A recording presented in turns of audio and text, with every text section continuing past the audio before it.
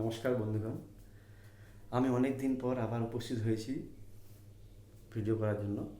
তো আমি যে ভিডিওটা বানাবো এগুলো তো আগামীকালে যেগুলো পরীক্ষা আছে আমাদের পশ্চিমবঙ্গে বা আদার্স, তো ভারতের ভূগোল চ্যাপ্টারটা সব থেকে ভাইটাল একটা বিষয়। এখান থেকে প্রত্যেকটা পরীক্ষায় কোশ্চিন থাকে। যেমন এই টপিকটা কোথায় নাই, ভারতের ভূগোলটা যেমন ক্লাস 10-এ বা মাধ্যমিকের চ্যাপ্টারে আছে, পুরো অর্ধেক বইটাই হচ্ছে ভারতের ভূগোল। তারপরে মনে করো আমাদের যে আপার প্রাইমারি হবে সেখানেও আছে ভূগোলটা। তারপরে এসএলএসটি পরীক্ষা যে হবে 3 আগামীকাল যে হবে সেখানেও কিন্তু ভারতের ভূগোলটা পাবা। এছাড়া আমাদের যে আদার্স গভর্নমেন্ট যে এক্সামগুলো হচ্ছে সেখানেও কিন্তু ভারতের ভূগোলটা থাকে। ঠিক আছে? তো আমি ওই জন্যই এই ভিডিওগুলো করতে যাচ্ছি। তো এখানে তোমরা ডিটেলসে পাবা, একদম ডিটেলস, অর্থাৎ এই ক্লাস করলে আর অন্য কারো ক্লাস করতে হবে না, তোমাকে আর বই পড়তে হবে না। ঠিক আছে? এত ডিটেলসে ক্লাসগুলো হবে। তো তোমরা কিন্তু মন দিয়ে স্কিপ না করে কিন্তু ভিডিওগুলো দেখবা, তাহলেই তুমি বুঝতে পারবা যে আমার উদ্দেশ্য কী, মানে আমি কী জন্য ভিডিও করতে যাচ্ছি।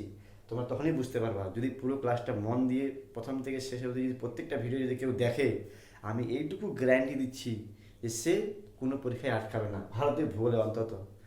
অর্থাৎ আমি ভূগোল বিষয়টাকে নিয়ে ডিটেলসে ভিডিও নিয়ে আসবো, পুরো ভিডিও ডিটেলস, একদম টেনশন করতে হবে না। ঠিক আছে? তো ঠিক আছে, মানে অত ইন্টু হলে ভিডিওটা বড় হয়ে যাবে। তো শুরু করি আমরা। তো আমাদের যে শুরু হবে ভারতের ভূগোলটা, প্রথমে যে শুরু হবে ভারতের ভূপরিচিতি। ঠিক আছে? তো ভারতের ভূপরিচিতি, তো এটা হচ্ছে আমাদের ভারতের ম্যাপ। তো ভারতের ম্যাপটা কিন্তু পুরোপুরি কমপ্লিট না। কেন? কারণ এখানে আমাদের আছে আন্দামান আর নিকোবর দ্বীপপুঞ্জ। ঠিক আছে? আন্দামান দ্বীপপুঞ্জ, মানে এখানে জাস্ট আমি রাফ আঁকলাম, কিন্তু এখানে ভালো আছে যে আন্দামান, আন্দামানের 4টা অংশ আছে, উত্তর আন্দামান, মধ্য আন্দামান, দক্ষিণ আন্দামান, ছোট এরকম আছে। তাও কার নিকোবরের 3টা আছে, কার নিকোবর, ছোট মানে লিটল নিকোবর হচ্ছে গ্রেট নিকোবর। তো আমি জাস্ট এমনি আঁকলাম একটা, এটা পরে ডিটেলসে পড়াবো। আর এখানে রয়েছে আমাদের লাক্ষাদ্বীপপুঞ্জ। এবার হচ্ছে পুরোপুরি ভারতটা কমপ্লিট। ঠিক আছে? এইবার প্রথমে যেটা আমরা শুরু করব, যে প্রথমে যে কোশ্চেনটা উঠবে যে ভারত কোন গোলার্ধে অবস্থিত। তো এটাকে উত্তর যদি আমরা খুঁজতে চাই, ঠিক আছে,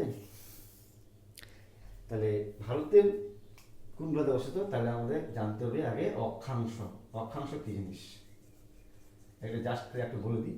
আর হচ্ছে দ্রাঘিমাংশ।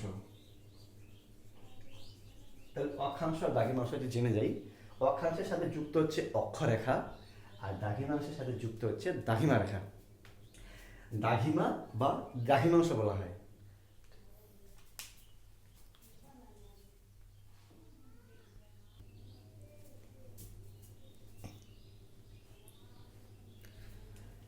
তাহলে আমরা দ্রাঘিমাংশ আর অক্ষাংশ জেনে, তাহলে আমরা ব্যাপারটা জেনে যাব। তো কি দেখবো, দেখো যে এটা যদি আমাদের পৃথিবী হয়, পৃথিবীর উপরিপৃষ্ঠে, কিন্তু হ্যাঁ পৃথিবীর উপরিপৃষ্ঠে কোনো একটা বিন্দু নিলাম। ঠিক আছে? এই বিন্দুটাকে পৃথিবীর কেন্দ্র, ভালো বুঝবা। আমরা যদি পৃথিবী কাটলে আমরা একটা পাবো, এইরকম একটা চিত্র পাবো। তো এই যে দেখতে পাচ্ছ নিচের দিকটা, এটাকে বলা হয় নিরক্ষীয় তল। অর্থাৎ একটা বাটি, অর্ধেক একটা বাটিকে যদি আমরা ভূপৃষ্ঠে টাচ করাই, যে টাচ করার যে অংশটা ভূপৃষ্ঠে, সেটা হচ্ছে আমাদের নিরক্ষীয় তল। তাহলে আর এই কেন্দ্র বরাবর একটা আমাদের রেখা আছে, যাকে বলা হয় মহাবৃত্ত, যার নাম হচ্ছে নিরক্ষরেখা। তাহলে কি হচ্ছে, যে এই বিন্দুটা ভূপৃষ্ঠের গায়ে নিলাম, এর অবস্থান আমরা জানতে যাচ্ছি।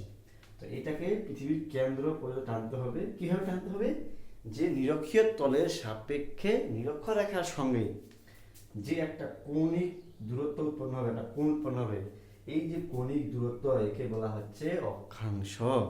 তাহলে কি হলো, ভূপৃষ্ঠের কোনো একটা স্থানে যদি অবস্থান নির্ণয় করতে যাই, সেটাকে কেন্দ্র অবধি টানতে হবে। কার সাপেক্ষে? নিরক্ষীয় তলের সাথে, নিরক্ষরেখার সাপেক্ষে। এখানে যে কৌণিক দূরত্ব উৎপন্ন হচ্ছে সেটা হচ্ছে আমাদের অক্ষাংশ।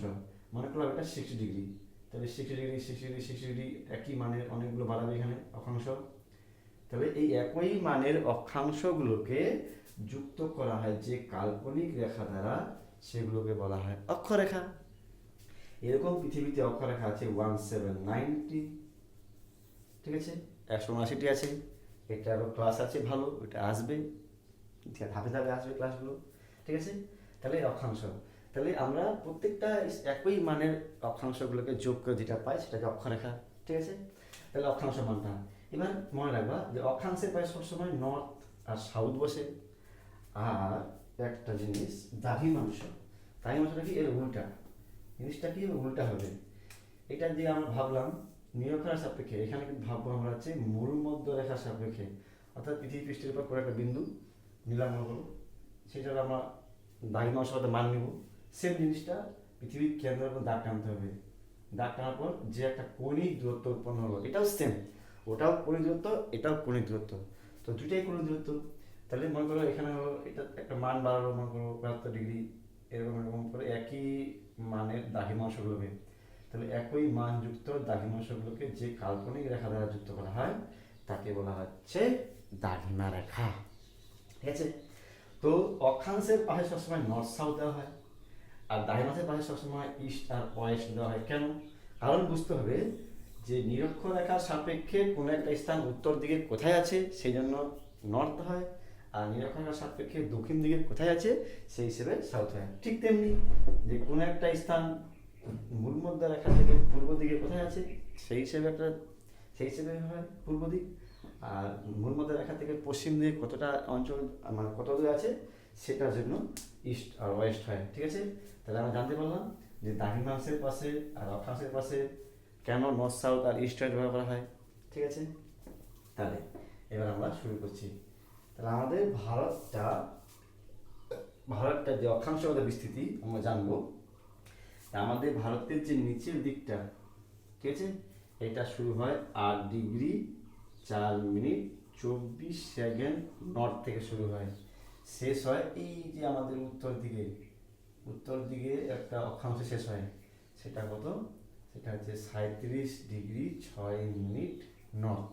ঠিক আছে, তাহলে এটা হলো আমাদের অক্ষাংশগত বিস্তৃতি। তাহলে যদি বলে যে ভারতের অক্ষাংশগত বিস্তৃতি কত, তাহলে তোমরা বলবা 8°4'24" নর্থ থেকে শুরু করে 37°6' নর্থ, এটা হচ্ছে অক্ষাংশগত বিস্তৃতি। এবার আমরা দেখবো দ্রাঘিমাংশগত বিস্তৃতি। ঠিক আছে, দ্রাঘিমাংশ বিস্তৃতি কত, 68°7' ইস্ট। কেন ইস্টটাই হলো, আমি এখন যাচ্ছি আর এখনই যাচ্ছি দেখো, আর এইদিকে শেষ হয় 97°4'47' ইস্টে। তাহলে আমাদের ভারতটা যদি বলা হয় কোন গোলার্ধে অবস্থিত, তাহলে আমরা যদি পৃথিবীকে যদি আমরা নর্থ সাউথে যদি আমরা ভাগ করি কোঅর্ডিনেট সিস্টেমে ইস্ট ওয়েস্ট, তাহলে কি হবে, ভারতটা আমাদের এই সব জায়গায় অবস্থিত।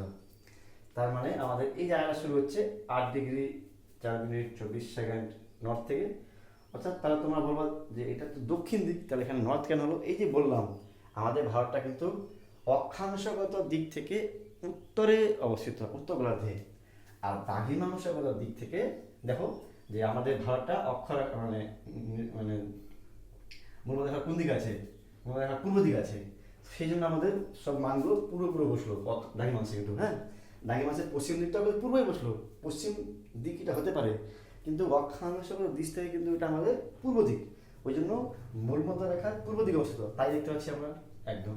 এবার যদি কল্পনা করি যে নিরক্ষরেখার সাপেক্ষে কোন দিকে আছি আমরা, উত্তর দিকে আছি, সেই জন্য দেখুন যতই এটা সাউথ হোক মানটা কিন্তু নর্থে হবে, বললাম বারবার একটাই বুঝালাম। তাহলে এটা আছে আমাদের অক্ষাংশ বিস্তৃতি, এটা আছে আমাদের দ্রাঘিমাংশ বিস্তৃতি। তাহলে অক্ষাংশগত দিক থেকে ভারতটা উত্তর গোলার্ধে অবস্থিত, আর দ্রাঘিমাংশগত দিক থেকে ভারতটা পূর্ব দিকে অবস্থিত, তাহলে পূর্ব গোলার্ধে অবস্থিত।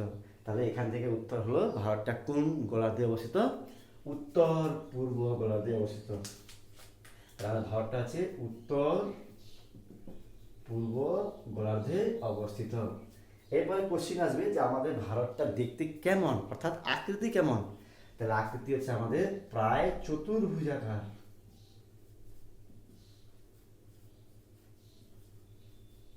যাকে বলা হয় কোয়াড্রেঙ্গুলার।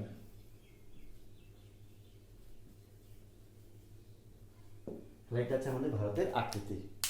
ঠিক আছে, এইবার আমাদের ভারতের চারিদিকে কিছু পয়েন্ট রয়েছে। ঠিক আছে, কি কি পয়েন্ট রয়েছে, তাহলে শুরু করি আমরা।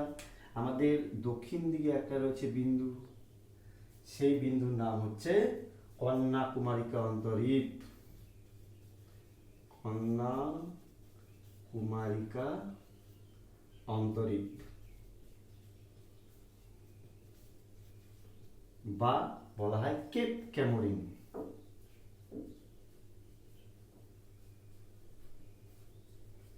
ঠিক আছে, এটা একটা, এটা আছে আমাদের দক্ষিণের স্থলভাগের বিন্দু। এবার হচ্ছে আসবো আমরা এই যে এই জায়গাতে, এর হচ্ছে নাম হচ্ছে ইন্দিরা, ইন্দিরা কল,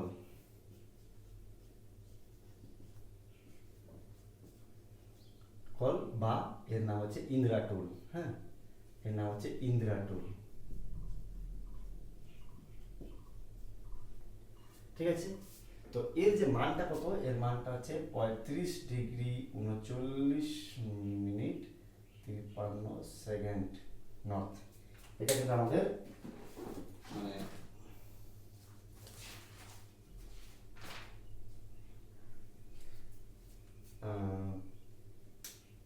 কত 35°, 35°39', সরি এটা 52 হবে, 52" নর্থ। এটা হচ্ছে আমাদের ইন্দিরা কল বা ইন্দিরা টোলের একটা মান।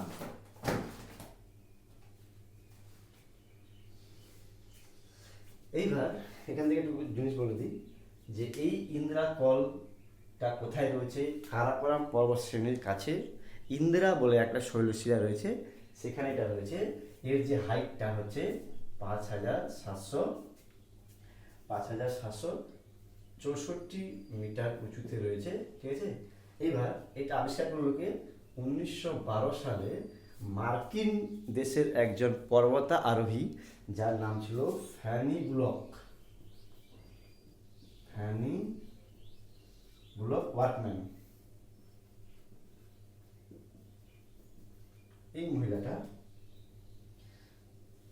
ফ্যানি ব্লক ওয়ার্কম্যান এই ইন্দিরা টোল, এই যে ইন্দিরা টোল কিন্তু নামকরণটা তিনি করেছেন। ঠিক আছে, তো ইন্দিরা টোল নামটা কেন হলো, জার্মানদের যে লক্ষ্মীর দেবতা, জার্মানদের লক্ষ্মীর দেবতার নাম অনুসারে এর নাম হলো ইন্দিরা টোল।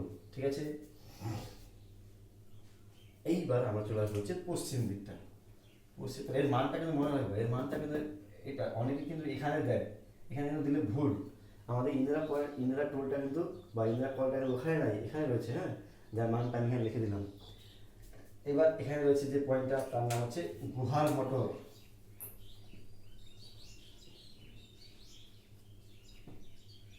বা গুহার মতি। ঠিক আছে, এটা কোথায় রয়েছে, আমাদের গুজরাটের পশ্চিমাংশে রয়েছে শেষ।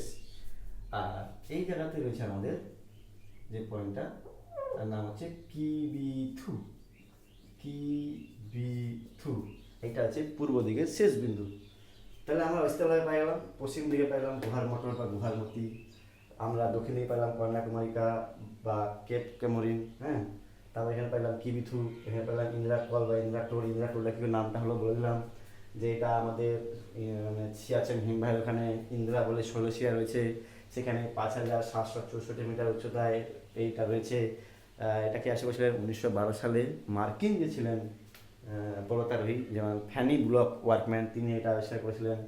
আর ইন্দিরা টোল নামটা হলো কি, জার্মানদের লক্ষ্মীর দেবতার অনুসারে। ঠিক আছে, এইবার কিবিথু, কিবিথু কোথায় আছে, কিবিথু রয়েছে অরুণাচল প্রদেশের আঞ্জু নামক জেলায়। এই আঞ্জু নামক জেলাতে রয়েছে এই বিন্দুটা। আর এখানে কি হয়, একটা জায়গার নাম আছে ডং গ্রাম, অরুণাচল প্রদেশে একটা গ্রাম আছে ডং গ্রাম, যেই গ্রামে সব থেকে প্রথম সূর্য উদয় হয় ভারতের সাপেক্ষে কিন্তু। হ্যাঁ, ঠিক আছে, এইবার তাহলে আমরা 4টা পয়েন্ট পেয়ে গেলাম। এছাড়া আমাদের এই যে জলভাগে একটা রয়েছে পয়েন্ট, যার নাম হচ্ছে ইন্দিরা পয়েন্ট। এর মান কত, এর মান হচ্ছে 6°45' নর্থ।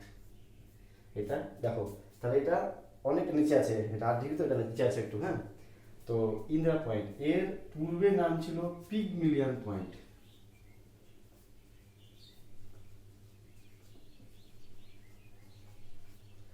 এর আগের নাম ছিল পিগমিলিয়ন পয়েন্ট। কি হয়েছিল দেখো, 1985 সালের 30শে ডিসেম্বর, তারিখটা মনে রাখবো আমরা, সরি 30শে না, 18ই অক্টোবর কি হয়েছিল, এই ইন্দিরা পিগমিলিয়ন পয়েন্ট আগে নাম ছিল, তো পিগমিলিয়ন পয়েন্টের নামটা পাল্টে দিয়ে রাখা হলো ইন্দিরা পয়েন্ট। তৎকালীন মানে আমাদের প্রাক্তন যে প্রধানমন্ত্রী ইন্দিরা গান্ধীর নাম অনুসারে এর নামকরণ করা হয়েছিল। ঠিক আছে, তো কখন করা হয়েছিল এটা? এটা হচ্ছে 1985 সালের 18 অক্টোবর। এবার এর আগে 1972 সালে এখানে একটা মানে ইন্দিরা পয়েন্ট যেখানে আছে, পিঙ্গলিয়ান পয়েন্ট যেটা ছিল আগের নাম, সেখানে একটা লাইট হাউস বানানো হয়েছিল, অর্থাৎ বাতি ঘর যেটা বলা হয়। এই বাতিঘরটা সমুদ্রপৃষ্ঠ থেকে 47 মিটার উঁচুতে কিন্তু বানানো হয়েছিল। ঠিক আছে, এইবার এখানে বলা হয় যে 2011 সালের সেন্সাস অনুযায়ী এখানে 27 জন লোক বাস করে, অর্থাৎ 27 জনের একটা পরিবার থাকে। হ্যাঁ, আর কি বলা হয়েছে এখানে, যেখানে 56 কিলোমিটার একটা রাস্তা রয়েছে। ঠিক আছে, আর কি আছে এখানে? আর একটা ভাইটাল কোশ্চেন এটা হয় যে এখানে 110 বর্গ কিমি এলাকা জুড়ে 110 বর্গ কিমি এলাকা জুড়ে একটা রয়েছে জাতীয় উদ্যান, যার নাম হচ্ছে গালাথিয়া। তাহলে এখানে একটা রয়েছে আমাদের জাতীয় উদ্যান, যার নাম হচ্ছে গালাথিয়া। তাহলে এবার কি আসলে এটা তাহলে কি? তাহলে আসলে এটা একটা প্রকৃত একটা গ্রাম, মানে ইন্দিরা পয়েন্ট একটা গ্রাম, যার হচ্ছে হাইটটা হচ্ছে 47 মিটার সমুদ্র পৃষ্ঠ থেকে। তারপর হচ্ছে এবার কি হয়েছিল, 1972 সালে এটা বাতিঘাটে নির্মাণ করা হলো। ঠিক, তাহলে 2004 সালে যে সুনামিটা হয়েছিল আমাদের, 2004 সালে ডিসেম্বর মাসে সুনামিটা হয়েছিল না, সেই সুনামিতে এই বাতিঘরটা না অনেকটা নষ্ট হয়ে যায়, ড্যামেজ হয়ে যায়। তো ওকে আবার মানে পরবর্তীকালে সংশোধন মানে মানে মেরামতি করা হয়।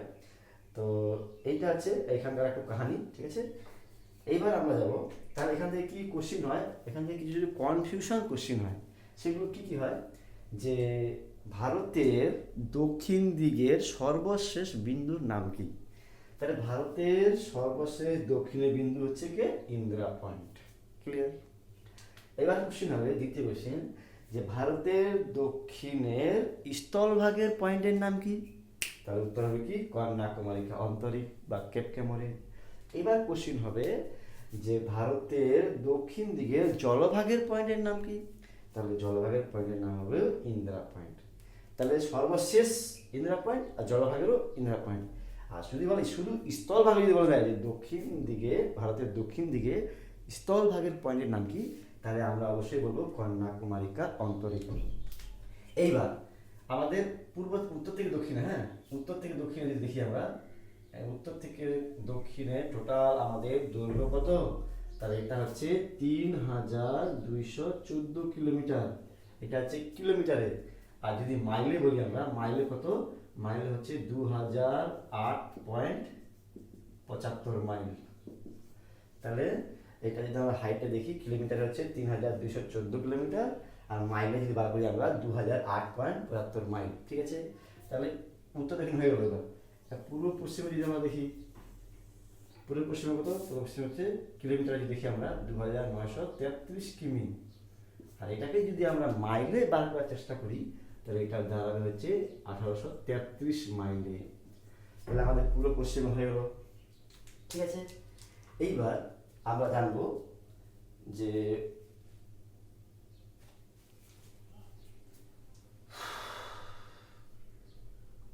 তাহলে ভারতের বিস্তার জেনে গেলাম, আমরা সব কিছু জেনে গেলাম। এবার আমরা জানবো হচ্ছে গোলার্ধ তো জেনে গেছি কেমন দেখতে, সব জেনে গেলাম। এবার আমরা জানবো যে ক্ষেত্রফল, আমাদের ভারতের ক্ষেত্রফল। এইবার পুরো পৃথিবীর স্থলভাগ কত আমরা জানি? 29%। তো 29%টাকে সাপোজ আমরা যদি 100-এ ধরে নিই, তাহলে কি হবে? তাহলে এই 100-এর মধ্যে, অর্থাৎ স্থলভাগটা শুধু, পৃথিবীর স্থলভাগের সাপেক্ষে ভারতের স্থানটা কত, মানে আয়তন কত, ভারতের আয়তনটা কত? হ্যাঁ, তাহলে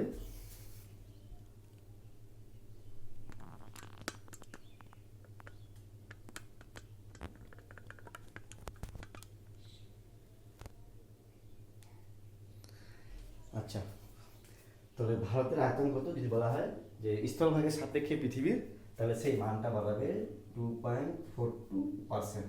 এটা স্থলভাগের সাপেক্ষে। এইবার যদি ধরে নিই স্থল প্লাস জল দুটোকেই আমরা যদি কনসিডার করে যদি আমরা যদি বলি যে ভারতের আয়তনটা কত, তাহলে যদি টোটাল যদি স্থলভাগ আর জলভাগ যদি বিচার করি আমরা, তাহলে ভারতের আয়তনটা আছে 0.57%। তাহলে কত ছোট তাহলে। ঠিক আছে, এইবার এবার কি, যে যদি আমরা পুরো পৃথিবীর জনসংখ্যা হিসেবে যদি দেখি, আমরা পুরো পৃথিবীর জনসংখ্যা হচ্ছে 8.2 বিলিয়নের কাছাকাছি, ঠিক আছে। এই 8.2 বিলিয়নকে যদি আমরা 100% যদি আমরা যদি ধরে নিই, তাহলে সেই হিসেবে ভারতের লোক সংখ্যা কত? তাহলে ভারতের লোক সংখ্যা হচ্ছে 17.5%, শুধু ভারতেই বাস করে, ঠিক আছে। এটা হলো, তাহলে ভারতের এটা হলো আমাদের পার্সেন্টেজ দিক থেকে। তাহলে আয়তনটা কত, ক্ষেত্রফল কত? তাহলে ভারতের ক্ষেত্রফল হচ্ছে 32,87,263 বর্গ কিমি। এটা হচ্ছে ভারতের পুরো আমাদের বিস্তৃতি, ঠিক আছে। এটাকে প্রায় ধরে নেবো আমরা 33 লক্ষ বর্গ কিমি, ঠিক আছে। 33 লক্ষ বর্গ কিমি।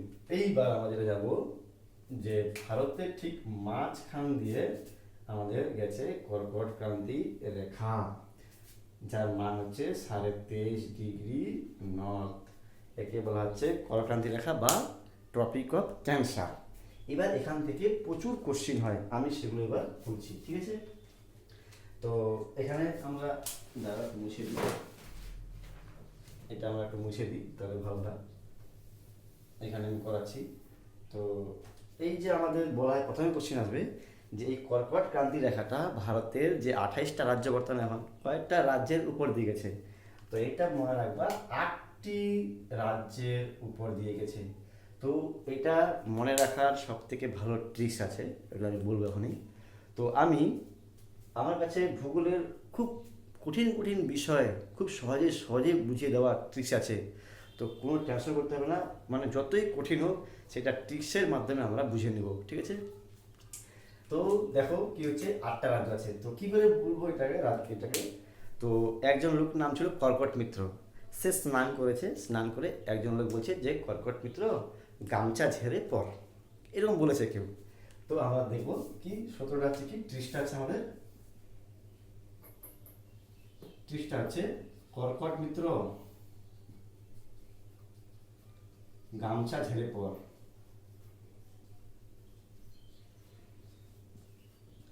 মানে বললো যে কর্কট মিত্র মানে স্নান করেছে ও বা কিছু করেছে, ওকে গামছাটা ঝেড়ে দিয়ে ওকে পড়তে বললো, ঠিক আছে।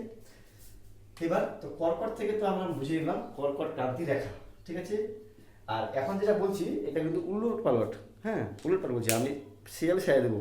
অর্থাৎ বাম দিক থেকে ডান দিকে কোশ্চিন আসে কিন্তু, যে বলে দিবে যে সাজাও, বাম দিকে ডান দিক 4টা দিয়ে দিবে, এরকম সাজা বলবে যে কোনটা কোনটা কোন দিকে, এভাবে আসতে পারে কোশ্চেন। আর বলে দিতে পারে যে পূর্ব থেকে পশ্চিমে সাজাও, 4টা দিয়ে দিবে, সেটা পর সাজাতে হবে। এছাড়া কোশ্চেন আসতে পারে যে কোন কোন মানে রাজ্যতে টাচ করে নাই বা টাচ করেছে। যদি বলে যে কোন রাজ্যের উপর যায়নি, তাহলে 3টা থাকবে জায়গায় গেছে আর একটা থাকবে না, সেটা হবে অ্যান্সার। আবার উল্টাই করতে পারে যে কোন রাজ্যের উপর দিয়ে গেছে, তাহলে 3টা থাকবে অপশন যাবে না, একটা থাকবে যাবে। তো সেই হিসাবে ওই জন্যই 30টা মনে রাখা উচিত। তাহলে কী করে মনে রাখবো, মি থেকে আমরা মনে রাখবো মিজোরাম, ঠিক আছে। তরফ থেকে মনে রাখবো আমরা ত্রিপুরা, গা থেকে মনে রাখবো আমরা গুজরাট, ঠিক আছে, গুজরাট গা থেকে। থেকে আমরা মনে রাখবো মধ্যপ্রদেশ, ঠিক আছে, থেকে মধ্যপ্রদেশ। থেকে মনে রাখবো আমরা ছত্তিশগড়, ঠিক আছে। ঝেড়ে থেকে মনে রাখবো আমরা ঝাড়খণ্ড,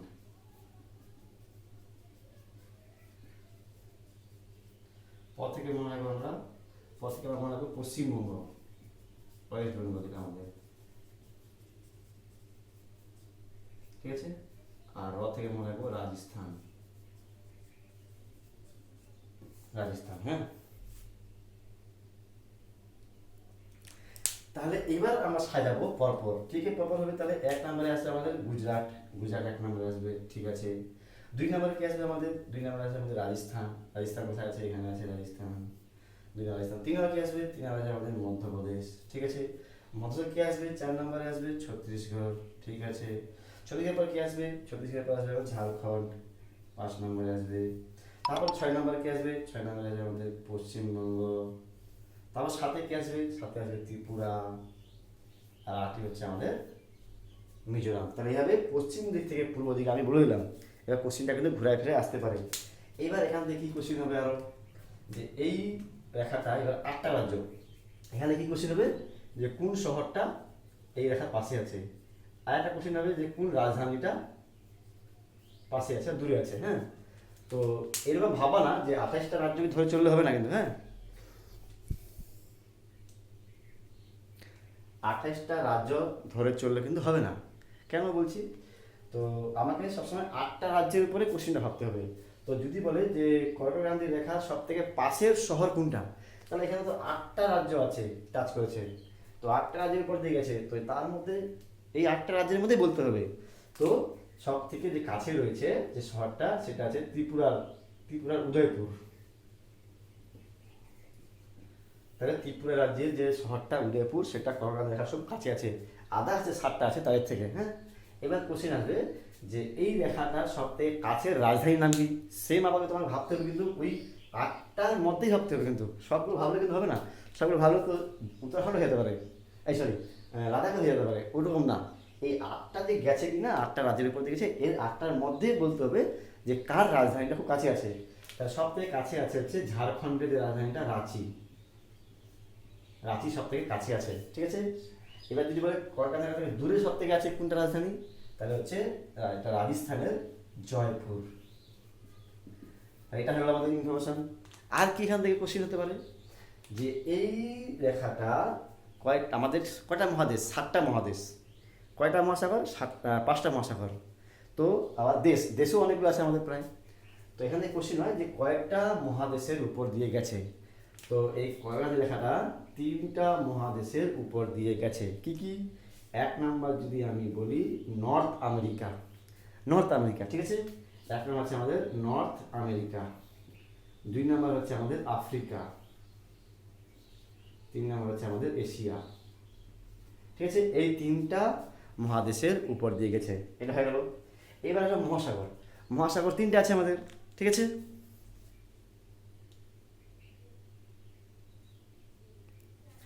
এবার মহাসাগর 3টা আছে, এই 3টা মহাসাগরের মধ্যে কয়টার উপর দিকে, সরি আমাদের মহাসাগর কয়টা আছে, 5টা আছে মহাসাগর, সরি 5টা আছে মহাসাগর। তো এই 5টার মধ্যে কয়টার উপর দিয়ে গেছে, তো 3টার উপর দিয়ে গেছে। কি কি, একটা আছে, এটা কিন্তু 3টার উপর দিয়ে গেছে। কি কি, 1 নাম্বার আছে আমাদের প্যাসিফিক ওশান, প্রশান্ত মহাসাগর, 2 নাম্বার হচ্ছে আমাদের আটলান্টিক মহাসাগর, 3 নাম্বার হচ্ছে আমাদের ভারত মহাসাগর। তো এখান থেকে কথা মনে রাখলো যে এমন একটা দেশ আমাদের ভারতবর্ষ যেটা ভারত মহাসাগরের নামে ভারতবর্ষটা রাখা আছে। এবার কি আসবে, যে এই রেখাটা কয়েকটা দেশের উপর দিয়ে গেছে, তাহলে উত্তর হবে আমাদের 16টি দেশের উপর দিয়ে গেছে আমাদের এইটা। হ্যাঁ, তাহলে আমরা এখানে কি জানলাম, এর মান কত, এর অপর নাম কি, মানে টপিক অফ ক্যান্সার বলা ইংলিশে, বাংলায় বলা কর্কান্তি রেখা, যার মানটা হচ্ছে 23.5 ডিগ্রি নর্থ। হ্যাঁ, সেটা 8টা রাজ্যের উপর দিয়ে গেছে, ঠিক আছে। এইবার এইটা যদি বলে পশ্চিমবঙ্গের সাপেক্ষে, যে পশ্চিমবঙ্গের কয়েকটা জেলার উপর দিয়ে গেছে। এবার এখান থেকে কোশ্চেন হবে যে এটা পশ্চিমবঙ্গের কয়েকটা জেলার উপর দিয়ে গেছে, তাহলে আমাদের 23টা জেলা আছে, সেই 23টা জেলার মধ্যে আমরা মনে রাখবো 5টা জেলার উপর দিয়ে গেছে। সেটা দেখো এবার কি করে বলবো, 5টা রাজ্যের জেলার উপর দিয়ে গেছে, 5টি। এইটারও একটা ট্রিস আছে, আমি বলছি না যে প্রত্যেকটা জিনিসের ট্রিসে মনে রাখবো আমরা, ঠিক আছে। তো হিন্দিতে একটা ট্রিস আছে, যে বাংলায় বলি না বাবা হব আমি, তো ঠিক ইংলিশে এটা বলি আমি, সরি হিন্দিতে